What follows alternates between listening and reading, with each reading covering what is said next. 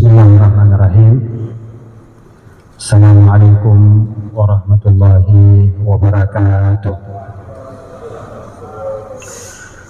Alhamdulillahi rabbil alamin. Nahmaduhu wa nasta'inuhu wa nastahdihi wa natubu ilaihi wa na'udzu billahi min syururi anfusina wa min sayyiati a'malina. Man yahdihillahu fala mudilla lahu wa man yudlil fala hadiya lahu. أشهد أن لا إله إلا الله وحده لا شريك له وأشهد أن محمدا عبده ورسوله أما بعد.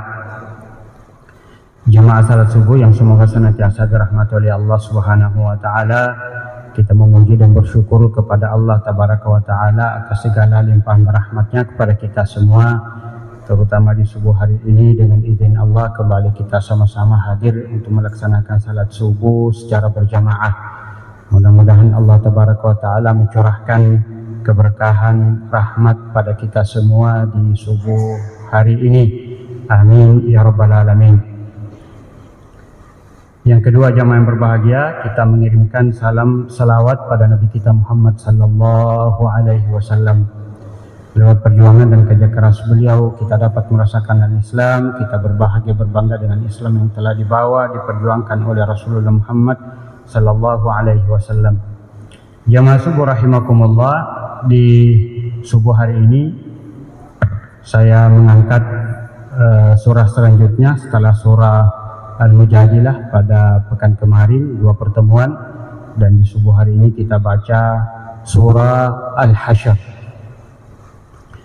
Surah Al-Hasyr, jamaah yang berbahagia, adalah surah yang ke-59 setelah surah Al-Mujadilah, berada di juz yang ke-28, jumlah ayat 24 ayat, ya, 3 halaman setengah atau kurang dari 2 lembar. Surah ini adalah termasuk surah-surah Madaniyah. Ya, tentu tema utama dari surah-surah Madaniyah adalah tentang aturan-aturan sosial, aturan kehidupan, ya, dan seterusnya. Termasuk pada surah ini, jamaah berbahagia, banyak bercerita tentang hubungan interaksi sosial, ya, terkhusus pada Rasulullah dengan kaum Bani Nadir yang berada di Madinah. Jamaah subuh rahimakumullah, mudah-mudahan tidak mengambil waktu panjang, tidak lebih dari 20 menit insyaallah.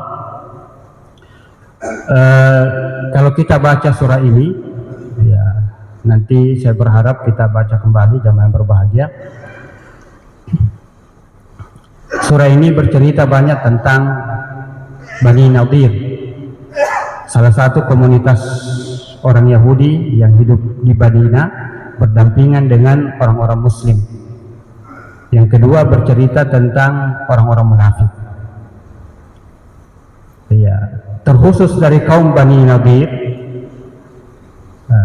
Ini Allah dalam surah ini bercerita, ya, bagaimana Allah, ya, mengeluarkan dan mengusir kaum Bani Nadir dari kota Madinah.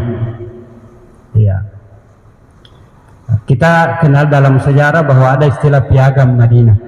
Piagam Madinah itu adalah perjanjian di mana di dalamnya banyak butir-butir yang menjelaskan hubungan interaksi kaum muslimin dengan kabilah-kabilah yang hidup di Madinah, baik kabilah-kabilah dari kaum Yahudi ataupun kabilah-kabilah yang lain. Ya.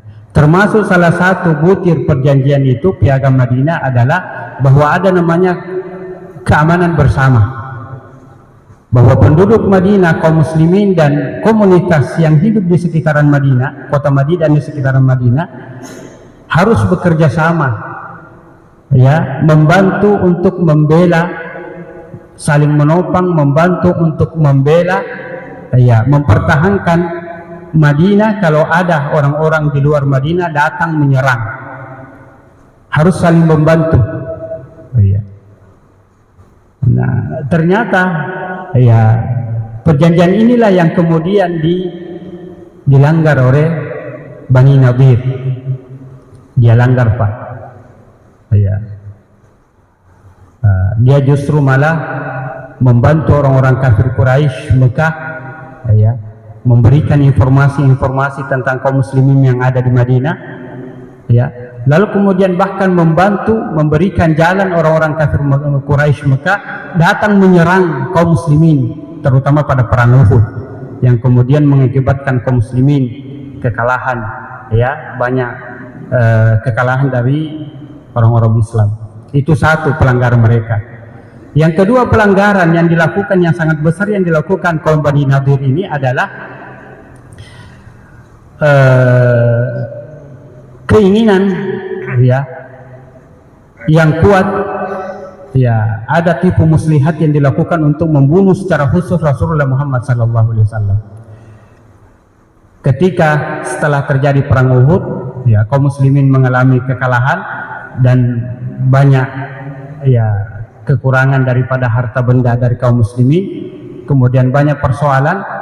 Satu saat Rasulullah datang bersama beberapa sahabat, diantaranya adalah ada Abu Bakar, ada Umar, ada Ali bin Abi Thalib, datang ke Bani Nadir untuk meminta bantuan, ya, karena ada perjanjian meminta bantuan, ya, karena ada persoalan besar yang harus, ya, didanai, ya.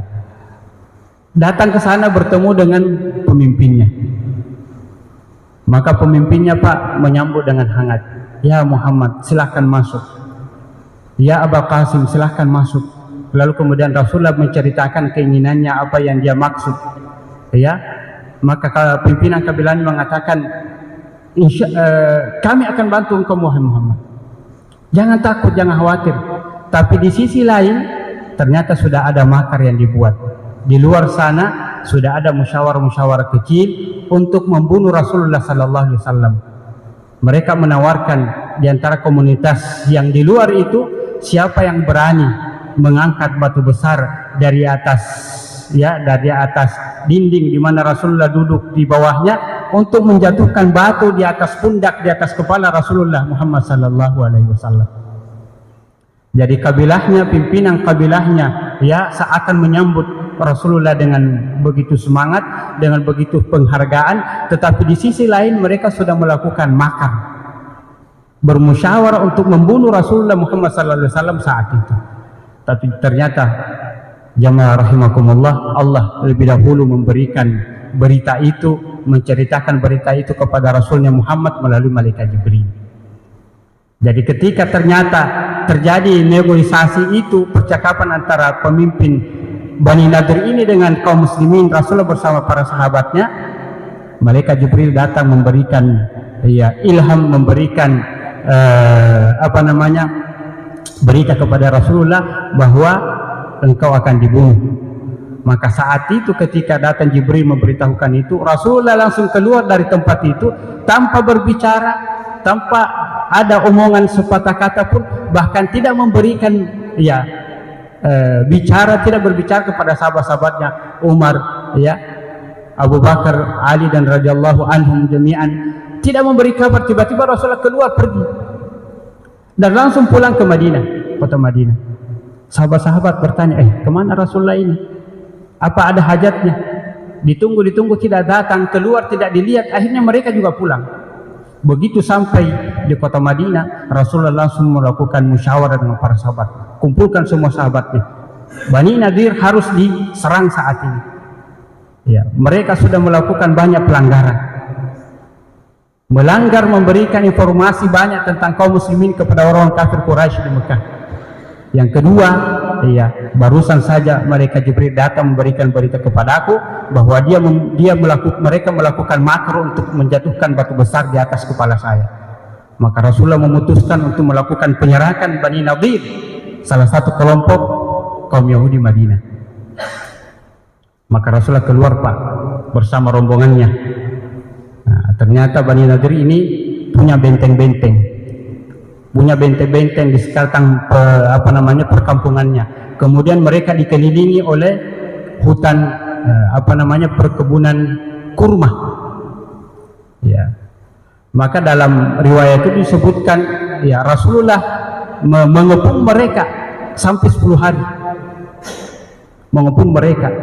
Mereka melawan dari dalam, susah masuk.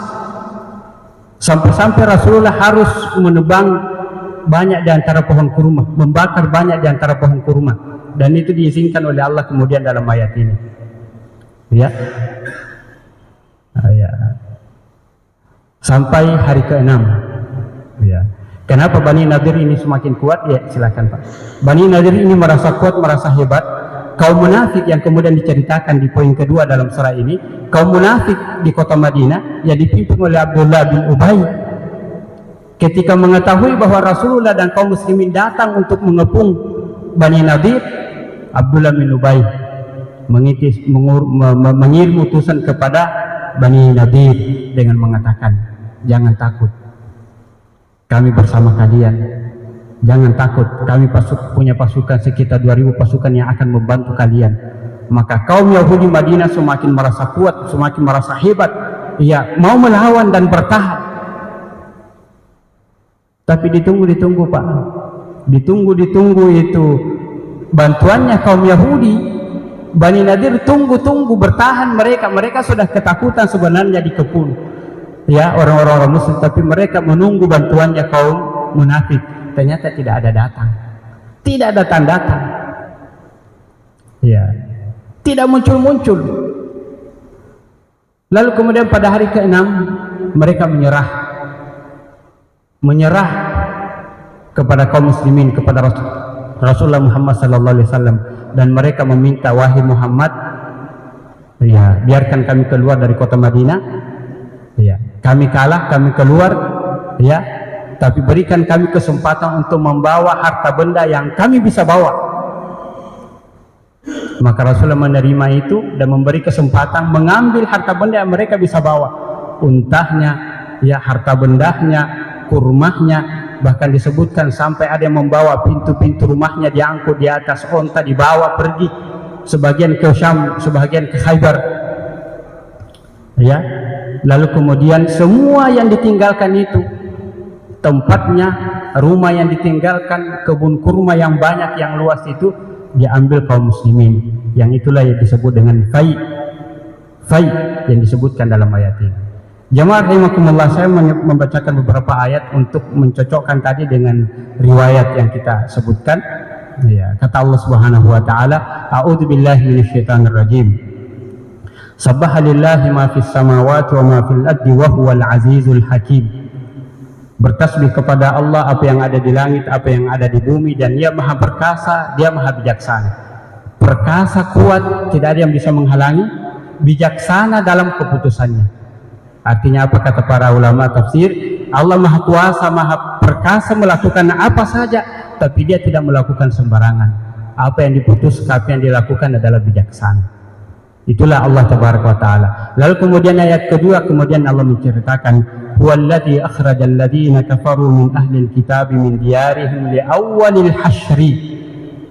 Dialah Allah yang mengeluarkan dan mengusir orang-orang kafir dari kaum Bani Nadir, ahlul kitab, min diyarihim, dari rumah-rumah dan tempat-tempat mereka, li awwalil hasyri, di hari pengusiran.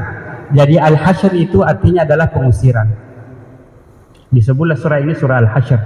Pengusiran apa? Pengusiran Bani Nadir dari Madinah karena pelanggaran yang begitu besar yang mereka lakukan kepada Rasulullah Muhammad sallallahu alaihi wasallam. Apa kata Allah Subhanahu wa taala? Wa dhannu annahum mani'atuhum husunuhum min Allah fa atahumullahu min haitsu lam yahtasibu wa qadhafa fi qulubihim ar-ru'bah yuhribuna buyutahum bi aydihim wa aydil mu'minin.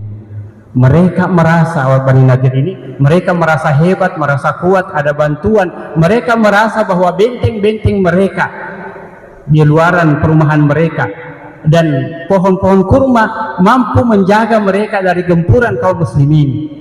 Wa dhannu annahum mani'atuhum husunuhum min Allah fa atahumullahu min haitsu lam yahtasibu. Tapi Allah kemudian memberikan apa yang mereka tidak sangka. Tidak sangka, Pak, kaum muslimin bisa masuk, ya, bisa menggertak mereka. Wa qadhafa fi qulubihim ar-ru'bah, dan Allah memasukkan dan melemparkan rasa takut yang sangat di dalam hati-hati mereka. Ini yang paling pokok, Pak. Ya, sehingga Allah mengingatkan kaum muslimin, wahai kaum muslimin, ya, sebenarnya pada perang Bani Nadir itu bukan kemampuan, bukan kehebatan kalian, tapi Allah yang memasukkan rasa takut, rasa khawatir ya ke dalam jiwa kaum Bani Nadir itu, sehingga mereka lari sebelum berperang. Lari sebelum berperang, ya. Apa kata Allah? Dzalika bi'annahum syaqqullaha wa rasulahu. Kenapa mereka diperangi? Kenapa mereka diusir? Kenapa Allah memerintahkan Rasulnya untuk mengusir mereka supaya mereka tidak hidup lagi di kota Madinah, keluar kemana saja?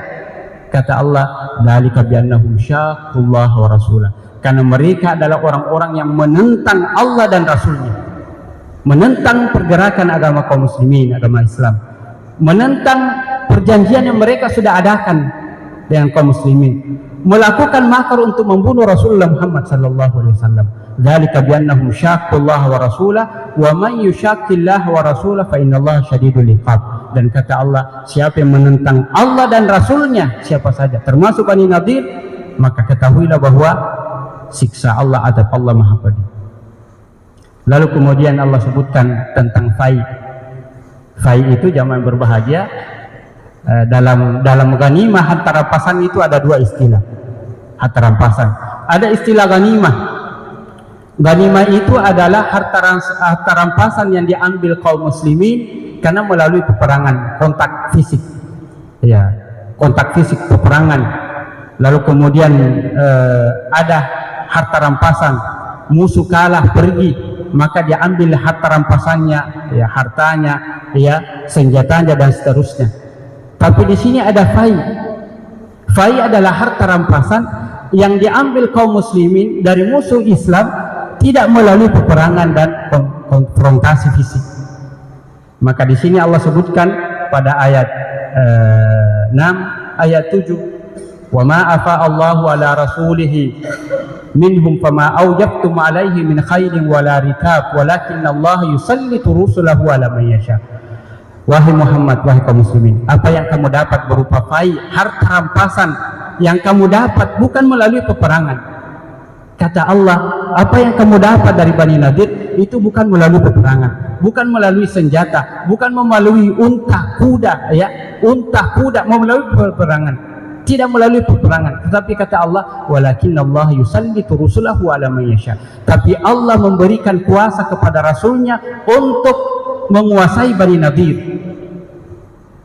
Jadi Allah memperjelas dalam perang Bani Nadir bahwa seakan Allah mengatakan, wahai Muhammad, wahai kaum muslimin, bukan atas kehebatanmu, bukan atas kemampuanmu sehingga engkau mendapatkan fai, sehingga engkau dapat mengusir Bani Nadir, tapi Allah yang memasukkan rasa takut di dalam jiwanya, dan Allah yang memberikanmu kuasa terhadap mereka sehingga mereka lari, lalu kemudian kalian mengambil harta rampasannya. Kemudian ayat berikut tentang pembagian harta rampasan, nanti kita jelaskan di akhir, Pak.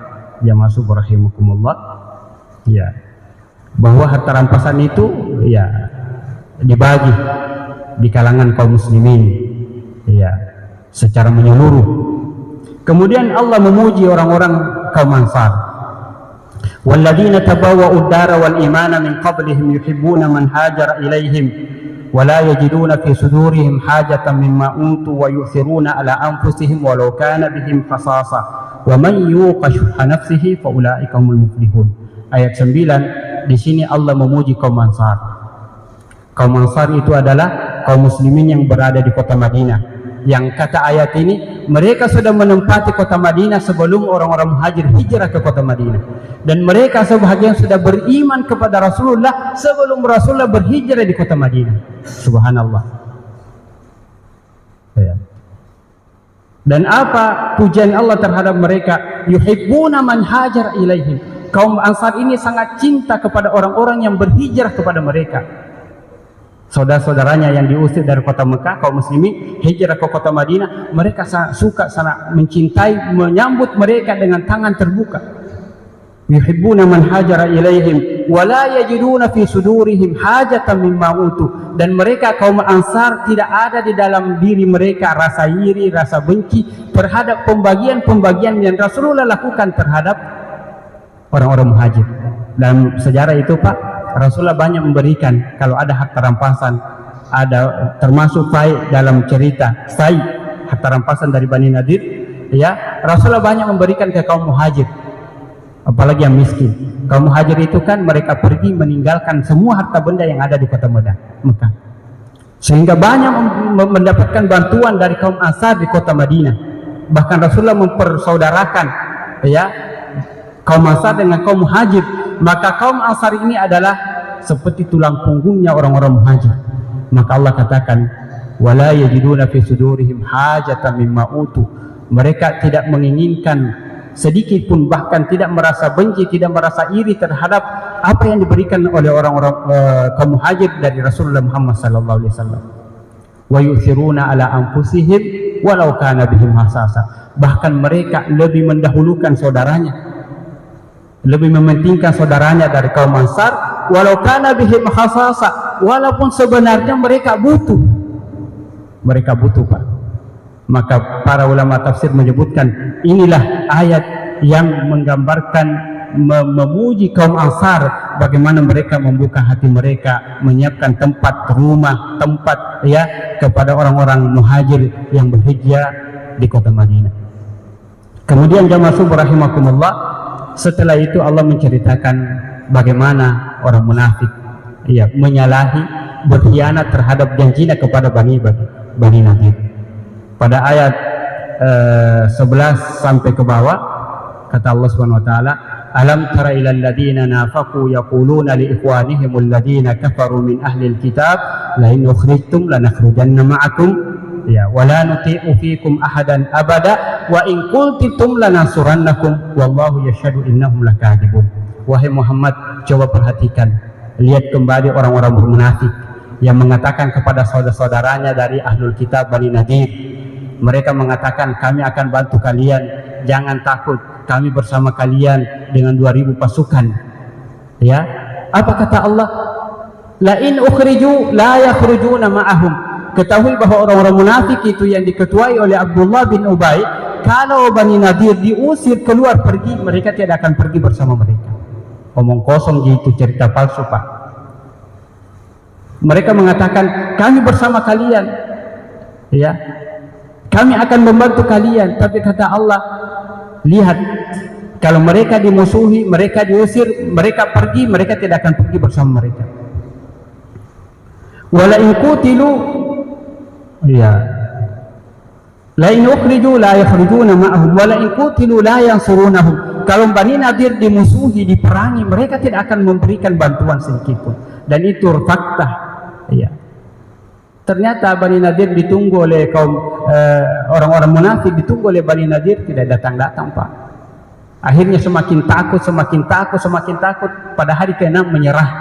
Sudah, daripada kita mati kelaparan di sini, menyerah saja. Pergi keluar meninggalkan Madinah, membawa harta benda yang mereka bawa. Tapi yang mereka tidak bisa bawa, semuanya diambil sebagai fai, harta rampasan oleh kaum muslimin. Ya. Apa kata Allah Subhanahu wa taala selanjutnya untuk menggambarkan orang-orang munafik ini? Ya. La yuqatilunakum jami'an illa fi quram muhassanatin aw min wara'i judur ba'suhum bainahum syadidun tahsabuhum jami'an wa qulubuhum syatta. Orang-orang munafik itu, wahai Muhammad, ya, mereka adalah orang-orang yang pengecut. Mulutnya berkata begini, mengata hebat, mengata melawan, tapi hatinya takut. Kelihatannya mereka bersatu, tapi mereka bercerai-berai, hatinya tidak satu, tidak kompak. La yuqatilunakum jami'an illa fi quram muhassana. Mereka tidak akan pernah melawan engkau Muhammad, berperang melawan engkau Muhammad, kecuali kalau mereka berada di dalam benteng yang kokoh. Dan itu kelihatan, Pak. Ya, tidak berani. Kecuali kalau mereka ada bentengnya, ada penjaganya, ada senjata, penangkalnya dan seterusnya. Ya, mereka merasa aman, baru mereka mau berteriak berperang. Auli warai judur, atau mereka hanya sekedar melihat dari jauh, dari balik jendela, dari balik dinding, ya, melihat-lihat. Bahkan dalam ayat yang lain dijelaskan oleh Allah Subhanahu wa taala bahwa orang-orang munafik itu, Muhammad, kalau engkau melakukan peperangan, mereka mengatakan tidak ada yang menjaga rumah kami, tidak ada orang tua di rumah kami, tidak ada yang menjaga anak-anak kami, harta benda kami tidak boleh ikut berperang. wahai Muhammad silahkan pergi, kami menunggu di sini.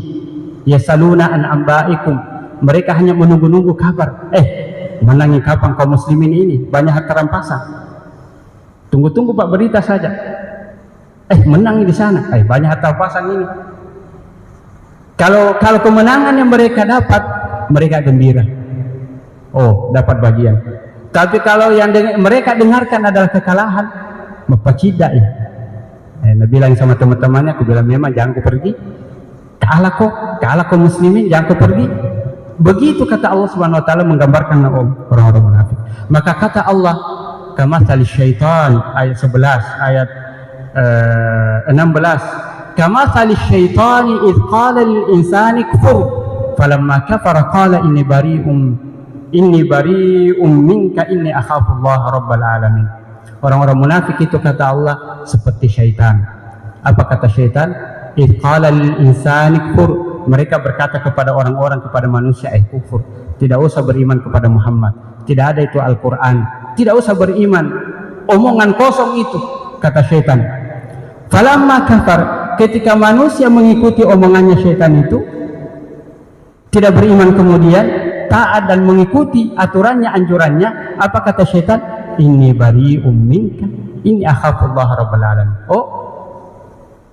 Saya itu cerita-cerita jika saya tidak memaksa kamu.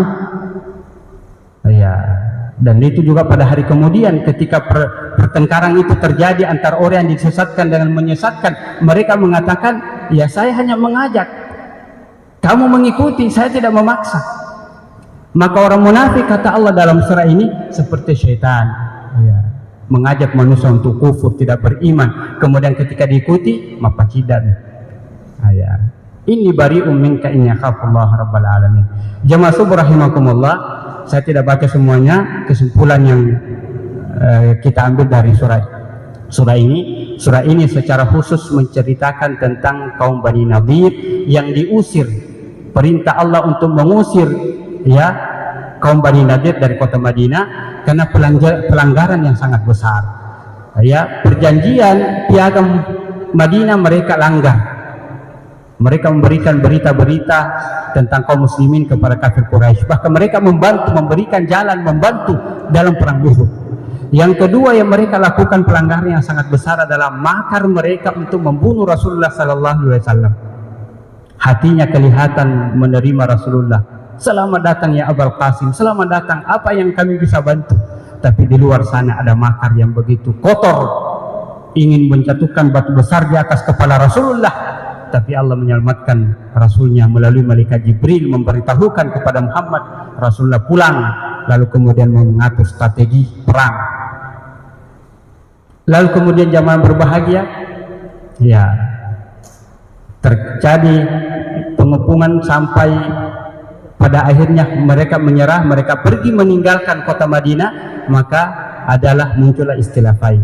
Sekali lagi perbedaan antara ghanimah dengan fai, keduanya adalah harta rampasan dari musuh Islam. Tapi ghanimah harta rampasan yang diambil kaum muslimin setelah kontak fisik peperangan, berperang.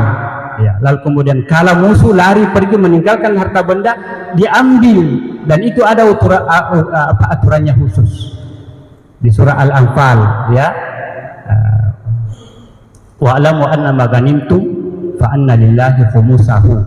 Apa yang kalian ambil sebagai ghanimah dalam perang, maka pembagiannya 1/5-nya untuk Rasulullah dan orang-orang kaum du'afa, dan sebagian yang lain bagi tentara yang melakukan peperangan. Tapi kalau fai adalah harta rampasan yang diambil kaum muslimin tidak melalui peperangan, tapi mereka menyerah, mereka kalah, pergi meninggalkan, maka kaum muslimin diberi hak untuk mengambil semua apa yang mereka tinggalkan. Seperti yang terjadi di sini. Rumahnya diambil, kebun kurmanya diambil, lahan pertaniannya diambil, dan itu pembagiannya khusus. Diserahkan kepada Rasulullah, pemimpin kaum muslimin, dan kaum muslimin yang mengatur. Dalam ayat ini dikatakan lil fuqara'il muhajirin, orang-orang fakir muhajir, orang-orang miskin, ibnu sabil, keluarga kerabat Rasulullah, dan seterusnya. Pembagiannya Rasulullah dan pemimpin kaum muslimin yang membagi merata dan untuk kepentingan kaum muslimin secara khusus. dan tidak ada yang diberikan kepada secara khusus diberikan kepada tentara kaum muslimin karena tidak melalui peperangan.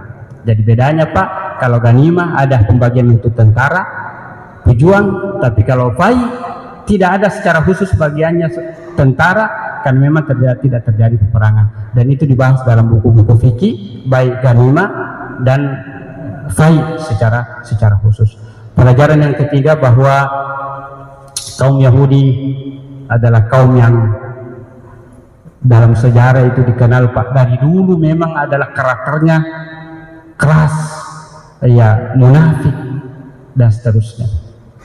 Bukan saja Rasulullah mau dibunuh, di antara para nabinya mereka bunuh. Itu orang-orang Yahudi. Maka jangan cerita perjanjian perdamaian dengan orang-orang Yahudi, tidak ada itu. Ya. Pelajaran yang keempat jamaah rahimakumullah, orang-orang munafik. Kenapa ayat-ayat dan surah-surah Madaniyah bercerita tentang orang-orang munafik? Karena nanti di Madinah Pak kelihatan orang munafik. Di Mekah mereka tidak munafik, mereka mengatakan saya orang kafir, saya musyrik. Orang-orang munafik itu kan orang yang tidak beriman, hanya sekedar mengatakan saya beriman karena takut, menyembunyikan kekufuran dan mengatakan keimanan. Di kota Mekah mereka frontasi, mereka terang-terangan mengatakan saya musyrik, saya tidak beriman, saya kafir. Tapi di Madinah ketika kaum muslimin sudah kuat, sudah hebat, punya ruang, punya tempat, ya, ada pemerintahan, ada tentara, mereka sudah tidak mau ditahu kalau dia kafir, dia musyrik, dia Yahudi, maka distilahkanlah orang-orang munafik. Dan orang munafik ini ada dua. Ada namanya munafik i'tiqadi, ada munafik amali.